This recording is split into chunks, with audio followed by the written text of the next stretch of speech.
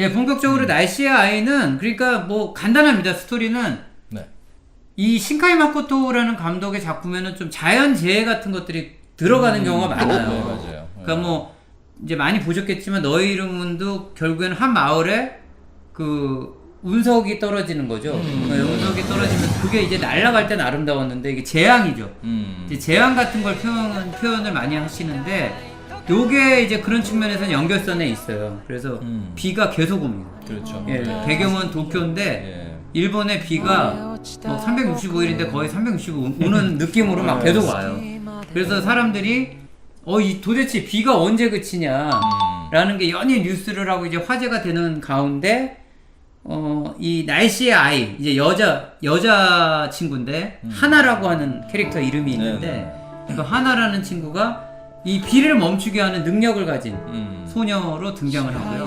그리고 남자는 호타카라고 하는 남자가 등장을 해서 이제 서로 이제 그 우연히 만나면서 함께 그 어떤 또 너의 이름이랑 비슷한데 그게 우연히 만나고 그 우연히 만난 만남이 그 두 친구의 인생에 굉장히 중요한 터닝 포인트가 되는 거예요. 그런 스토리 라인은 굉장히 비슷해요. 네네네. 그래서 그죠. 끌고 줄기가 비슷해요. 예, 줄기가 비슷해요. 그래서 네. 끌고 나가는데 중요한 거는 이 신카이 마코토의 이 스케치 능력, 이 드로잉이라 그래야 되지. 어마어마합니다. 그러니까 이게 딱 보면 비가 오는 장면 같은 거는 원체 작품에 많거든요. 신카이 마코토 작품에 비 오는 장면 진짜 많은데 요번에도 아마 보시면은 실제로 찍은 거라고 착각할 수도 있어요. 그렇죠. 비 오는 장면. 또 갱신을 하죠. 그렇죠. 자기 탑을 또 갱신을 하면서 정말 아름다운 어떤 장면들도 연출을 해내죠. 예, 그리고 뭐 초속 그 신카이 마코토 감독 작품 중에 그게 뭐가 있었나요? 초속 5cm? 초속 네. 5cm, 5cm인지 10cm인지 5cm일 거예요. 10cm는 가수야 우리나라. 초속 5cm라고 하는 또 애니를 보면은 그때는 벚꽃이 날리는 장면이 나오는데 기가 막힙니다. 기가 막혀. 맞습니다. 예. 이제 그 신카이 마코토가 그린 그 어떤 애니를 보면은 큰 영화관에서 봐야겠다는 생각이 절로 들어요. 이 사이즈가 와 이거 진짜 큰 데서 보면 진짜 멋있겠다라는 생각이 드는데 실제로 그래서 이 날씨 아이도 아이맥스 사이즈로 만든 애니예요. 아예 크기 자체가. 그리고 우리나라에서도 아이맥스 상영관에서 했고요. 실제로 그런 장면이 있고 또 초속 5cm에서 보면은 그 눈 오는 장면도 나오거든요. 그렇죠. 예, 눈 기차 타고 가는 그 지루한 얘기. 와, 끝내줘. 그냥 소년이 기차 타고 계속 가. 계속 가고 그 시골 기차역에 소년하고 소녀 둘이 만나. 엄청 조용해, 엄청. 이제 그런 애니가 있는데 그 작품들을 보면은 그 저는 하여튼 그 좀 주장하고 싶은 거는 애니의 퀄리티, 이 그림의 퀄리티로도 충분히 감상 포인트가 됩니다. 그렇죠. 언어의 정원에서 비 오는 것도 끝내줍니다. 그렇죠. 그것도 굉장히 멋있고. 저는 영화를 이제 인터넷으로 봤거든요. 잘못 들은 줄 알았어요. 이거 분명히 애니라고 해서 내가 클릭을 했는데 그냥 실사가 나오는 거라서 아이씨 뭐 실사를 섞은 거야? 지저분하게. 그래서 생각한 게 울트라맨 생각했잖아. 울트라맨처럼 실사 찍고 애니 찍고 탈 쓰고 나오는 그런 거 생각했다가 나중에 보면서 반성했어요. 너무 좋아서. 네네. 예, 스토리 라인은 진짜 그렇게 해서 잔잔하게 흘러가고 두 친구들의 어찌 보면 우리는 그 성장기를 같이 참여하는 느낌으로 그 애니를 쫓아가시면 됩니다. 그래서 굉장히 너의 이름은과 스토리 라인은 비슷하지만 뭐 그렇다고 전 똑같게 생각은 안 하는데 실제로 그 애니 저희도 이제 그 아주 매니아 분들 계시잖아요. 분들의 그렇죠. 평들은 그렇게 좋지는 않아요. 날씨 아이에 대해서는 조금 뭐 반복된 느낌이다, 자기 복제 느낌이다 라는 말씀도 하셨고 또 우리가 늘 이제 경쟁 대상으로 생각하는 라이너 분도 네. 평을 저기다 하셨네요. 누구보다 아름다운 그의 표현력은 여전하지만 세카이계의 흐름에서는 전혀 벗어나지 못하고 전작을 답습하는 후퇴해버린 영화라고 해서 좀 박하게 표현을 해주셨는데 이 세카이계라고 하는 거는 세계관 얘기하는 거예요. 세계관이라고 하는 게 신카이 마코토 감독의 어떤 기본 틀이 있거든요. 그 틀에서 벗어나지 못했다고 이제 말씀을 해주시는데 제 생각에는 일본 애니에 대해서 그렇게 많이 매니아층이 그렇게 많지는 않거든요. 저희가 그런 측면에서 봤을 때는 저는 어떤 새로운 컨텐츠를 좀 접하고 싶다. 이제 많이 이제 미디어들을 찾으시잖아요. 뭐 넷플릭스를 통해서도 막 보시고 여기저기 뭐 다운로드해서 보시고 하는데 저는 한번 기회가 되시면은 이 날씨아에 보셨을 때 저는 한 5점 만점에 4점 정도는 충분히 나오지 않을까. 한번 빠져들면. 네. 저도 넷플릭스로 저도 봤거든요. 네, 넷플릭스로 보셨구나. 보면서 굉장히 좀 처음에는 주저하셨다고. 좀 잘 안 가죠, 손이. 네네네. 아무래도 좀 그런 건 우리는 매니아가 아니니까 그렇게는. 그렇죠. 네. 어쨌든 이제 한번 틀고 쭉 보니까 굉장히 아름다운 스토리와 그 작화들에 또 매료가 되더라고요. 그게 아주 좋게 봤습니다, 저도. 그 스토리는 나쁘지 않고요. 분명한 거는. 그리고 실제로 그 배경이 1년 내내 이제 비가 오잖아요, 일본에. 네네네. 그게 대만에 실제로 있었더라고요. 대만 지룽시라고 하는 부분, 그 지역이 1년에 한 209일 동안 비가 내린 케이스가 있대요. 거기서 좀 이렇게 스토리 라인을 가져왔다라고 하는 그런 얘기가 있었고, 관객 동원 부분은 한번 말씀을 드리고 싶은데, 저는 그래서 자신있게 권할 수 있어요. 날씨아에 거의 못 봤습니다, 한국 사람들을. 30만 조금 넘게 보셨는데, 그게 2019년에 이제 한 11월 정도 오픈을 했거든요. 그때 저희가 또 이제 그 반일 운동이 또 일어나는 바람에 저희가 유니클로를 물리쳤지 않습니까, 지금? 거기에 휩쓸려가지고 일본 영화가 잘 되기 어려웠습니다. 그래서 초반에 더더군다나 힘들었고. 엎친 데 덮친 격으로 그렇죠. 좀 그런 것들이 있다가 2020년대 초반이 되면서 좀 이제 수입사에서도 좀 머리를 쓴 거지. 재개봉 한번 해보자. 이거 아깝다. 해가지고 개봉을 다시 추진했는데 2020년 초반은 여러분이 다 아시는 것처럼 코로나 또 하는 바람에 영화가 그냥 묻혔습니다. 그냥 파묻혔기 때문에 보신 분들이 거의 없고 심지어 이게 영화로 있었는지도 잘 모른다. 네네. 예, 저는 그렇게 생각합니다. 이제 매니아 분들은 다 보셨겠지만 일반 분들은 너의 이름은의 감독 신카이 마코토 감독의 차기작이 있었고 상영을 했었는데 지금 들어갔다.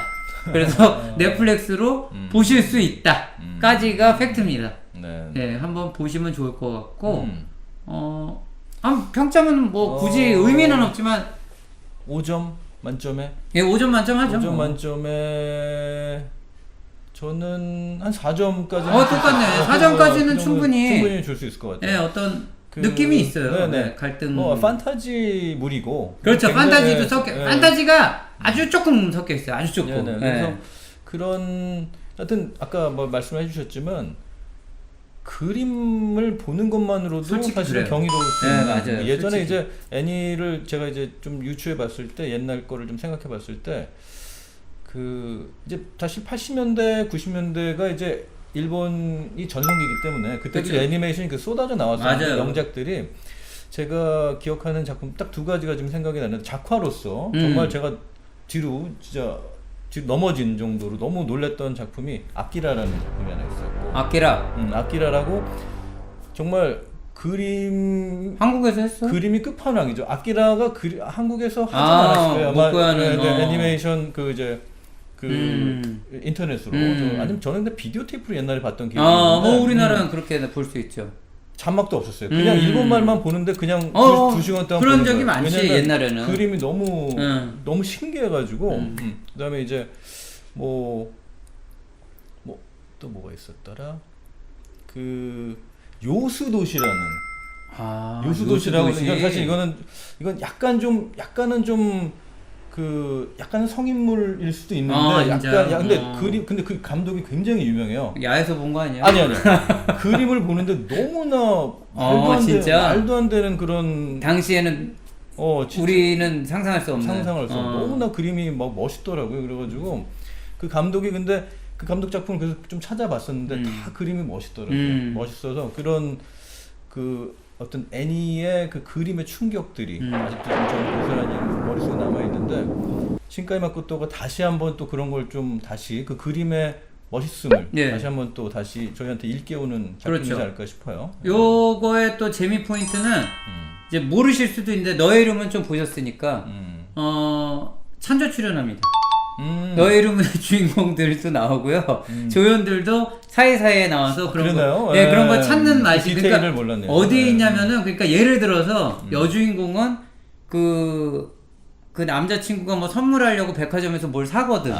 거리에서 뭘 살 때 그 점원으로 나오는 게 카메오. 네, 카메오로 출연을 합니다. 뭐 남자는 뭐 할머니 아들 손자로 나온다든지 몰라도 되는데 예, 그런 재미가 있고 또 요게 일본에서는 약간 욕을 먹은 게 장면마다 실제 브랜드가 많이 나온대요. 일본 브랜드가. 그렇죠. 있더라고요. 네, 라면 브랜드도 나오고 그게 이신. 네. 예, 굉장히 이제 강하게 많이 노출이 되는데 그 감독의 입장은 이제 좀 실질적인 느낌을 주려고 내가 일부러 그랬다라고 그러는데 많은 사람들의 이제 의심은 이거 다 PPL 아니냐, 이거 몽땅 다 그런 얘기를 했다고 그러더라고요. PPL로 저는 봤는데 사실은 네, 너무 잘 그려놔가지고. 네, 감독의 말은 그렇게 뭐 의도적이지는 않았다라고 그러는데 생활에 녹여내는 네, 거죠. 근데 이제 일본에서는 이제 애니를 많이 보잖아요. 근데 일본 내에서는 좀 정도가 심했다. 너무 노출이 많이 됐다. 이제 그런 거지. 뭐 그런 에피소드는 있는데 한번 좀 이렇게 일상이 좀 지루하고 좀 새로운 맛을 느끼고 싶다. 그럴 때 저는 날씨의 아이 한번 보시는 거 괜찮을 것 같습니다. 그럼요. 저도 추천하고 음악도 굉장히 좀 일본틱한 락들도 나오고 그렇죠. 뭐 여러 가지 뭐 음악적 요소도가 있는데 굉장히 상큼하고 네. 음악도 좋았습니다. 저도 음악 말씀하셔서 그랬는데 그날 날씨아이 보고 다음 날은 하루 종일 날씨아이 음악을 들었습니다. 예, 일본이 애니에 나오는 음악들이 다 이렇게 딱딱 맞아 떨어지는 건 있어요. 좋아요. 뭐 수작이죠. 네. 애니 음악에 굉장히 그 최적화된 작곡가 네. 굉장히 많습니다. 네. 제가 볼 때는 이 애니 작업에 대해서는 일본이 많이 시스템화 돼 있어요. 이제 그런 것들을 이제 저희도 이제 그런 거 딱 보고 배워오면은 저희화 시키는 거 좋잖아요. 네네네. 그렇게 해서 좀 저는 이제 컨텐츠를 표현하는 능력들을 좀 이렇게 넓혀가는 게 그게 이제 문화 선진국의 모습이기 때문에 네네네. 저희 이미 이제 선진국 아닙니까? 네, 그리고 그렇죠. 또 여러분들이 좋아할 소식 하나는 이 날씨의 아이가 그 2020년도 2019년 아카데미 시상식에 올렸다고요. 92회. 92회 아카데미 외국 영화상 부분에 올라갔는데 저희가 여러분이 아는 것처럼 기생충으로 몽땅 다 깨부셨기 때문에 날씨의 아이는 그냥 출품만 했다. 예. 뭐 좀 인정을 받았었네요. 네. 일본 내에서는 당대에서는 최고 히트였어요. 그래서 올라갔는데 결국에는 뭐 안 됐고 그 다음에 또 좀 재밌는 에피소드로는 이게 15세 관람가예요. 네. 너무 특이한데 그게 왜 그랬냐면 뭐 이게 내용은 노출이 돼도 상관이 없을 것 같은데 주인공이 권총을 좀 이렇게 가지고 다니는 그런 장면들이 나와요. 그렇죠. 주워 가지고. 그래서 그 권총 총기를 소지하고 다니는 청소년의 모습이 좀 위험해 보인다. 라고 해서 15세 관람가를 이제 영화 쪽에서 심사 쪽에서 이제 쳐주셨는데 아이러니한 거 하나 말씀드리면 조커 있잖아요, 조커. 네네. 조커 거긴 그 영화는 내내 살인을 합니다. 이제 조커는 못지않고 다 죽이는데 그거 15세입니다. 근데 그거 그러네요. 조커를 평가할 때는 어떻게 해줬냐면 이거는 너무 이제 그 픽션이다. 누가 봐도 이건 논픽션일 수 없다. 근데 애니는 논픽션으로 봐줬다는 거. 예. 그렇구나. 그래서 조금 영화로는 불리하게 좀 들어오긴 들어왔더라고요. 예, 그런 에피소드는 있는데 이렇게 얘기하면 더 궁금해서 보지 않을까요? 꼬시는 입장에서 한번 말씀을 드렸고 연결해서 저는 제가 이 애니를 보고 나서 관계 있는 게 아니라 저는 밑도 끝도 없이 음악이 생각날 때가 있는데 그 다음날 제가 학원에 와서 김현철의 일생을 연주를 하고 있더라 내가.